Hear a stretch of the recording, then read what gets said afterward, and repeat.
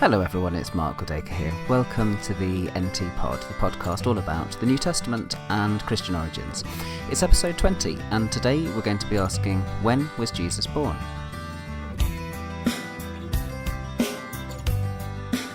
When my oldest daughter Emily was about 4, I remember driving to school with her one day when I was going to be talking about the birth of Jesus in class. And she said, what are you going to be teaching about today, Dad? And I said, well, I'm going to be talking about when Jesus was born and where Jesus was born. And she said, well, that's easy. You don't need to spend an hour on that. She said, he was born in a manger, in a stable, in Bethlehem. And when? Well, he was born at the first Christmas. And there was something kind of delightful about that simple answer, and it rather puts paid to the idea of doing anything too serious when you're discussing these things. But there is a really interesting issue connected with the date of Jesus' birth. I looked in the last NT Pod at the question of where he was born, but today I'm going to focus a little bit on the when of Jesus being born. Now, in asking this question about when Jesus was born, I'm not asking the question about what time of year was he born at. I know that people will often say, well, it can't have been 25th of December because Luke says that there were shepherds in the field and that doesn't sound like Christmas time. But we really have no idea when Jesus was born. So for people like me who enjoy singing Christmas carols, see amid the winter snow, in the bleak midwinter, those are where my imagination is going to be in the question of when Jesus was born. But no, I don't want to talk about the specific time of year. What I want to talk about is the specific year, or at least the period when Jesus was born. Round about when can we work out was Jesus born? It's not as easy an issue as one might have thought. I mean, for a start, he wasn't born in the year dot, or the year 1, or the year 0, or anything like that. And I should actually point out there that there isn't any year 0. The way that our timing system works, the way that our counting of the years works, it goes from 1 BC to 1 AD, or to use the contemporary, more politically correct way of referring to these things, it goes from 1 BCE to 1 CE. There's no intervening year 0.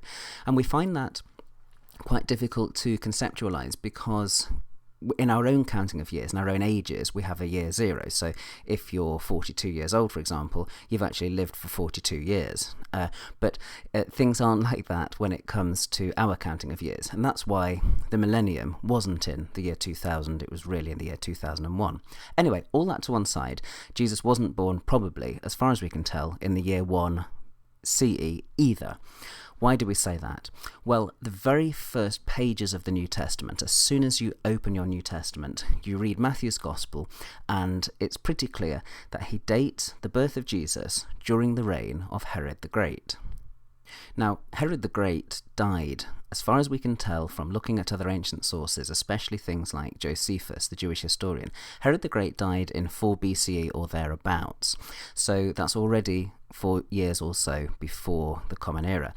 And Matthew's kind of specific about the date because Herod dies while Jesus is still an infant. So this Herod dies in Matthew chapter 2, and he's replaced by his son Archelaus, who rules in Judea. And that's why Joseph and Mary and the baby Jesus go to live in Nazareth in Galilee, because Archelaus has come to the throne in Judea. So that moment is about 4 BCE. So it looks like Matthew's pinpointing Jesus' birth to round about 4 BCE, perhaps a little earlier, 5, 6 at the most, something like that. That would give us then a fairly clear indication of roughly when Jesus was born, wouldn't it? And the problem would seem to be solved, wouldn't it? And things would be quite straightforward if it wasn't for the fact that when you get to Luke's Gospel, which is the only other Gospel that narrates Jesus' birth, you get a kind of different account of the timing. And Luke chapter 2, verses 1 and 2, it goes something like this. He says, "And it came to pass in those days that a decree went out from Caesar Augustus that all the world should be taxed. This census was the first when Quirinius was governor of Syria.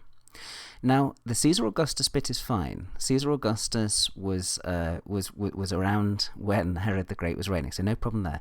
The odd thing is this extraordinary verse in Luke 2:2, something that has caused people across the centuries lots of grief because they're trying to work out how you can reconcile Luke's account with Matthew's and how you can work out exactly when Jesus was born. And it's this line about Quirinius being governor of Syria.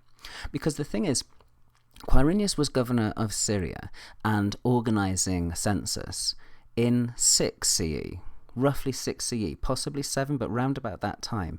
This is a decade or so after that moment where Matthew places the birth of Jesus. So it looks like there's a real discrepancy in the two accounts. Is it that Luke thinks that Jesus was born much later? Does Luke think that Jesus was born in 6 CE, a good decade or so after Matthew thinks he was born? Well, some people will say that sometimes. You can actually find that in the scholarly literature, but it's a completely implausible, in fact quite impossible view for two reasons. The first reason is that Luke actually begins his gospel in verse 5, chapter 1, verse 5, by saying that the prophecy came to Zechariah about John the Baptist's birth when Herod the Great was reigning. And we know from the way that Luke 1 and 2 develops that Elizabeth's pregnancy and Mary's pregnancy overlap. So it looks like Luke thinks, like Matthew, that Jesus was born in the reign of Herod the Great. So he can't think, can he, that Jesus was born in 6 CE, a decade or so after Herod's death. Moreover, in chapter 3 of Luke, Luke does this really precise dating of the beginning of Jesus' ministry. It's actually where he's talking about John the Baptist preaching, but he does this really precise dating. It's in chapter 3, verses 1 and 2 of Luke. And one of the things he says there is that John began his preaching in the 15th year of the Emperor Tiberius. Right, that's something we can date as well then, isn't it? Now, the 15th year of the Emperor Tiberius is about 29 CE. Why is that important? Well, because later in the same chapter, in 3:23, Luke says that Jesus was about 30 years old when he began his ministry, about 30.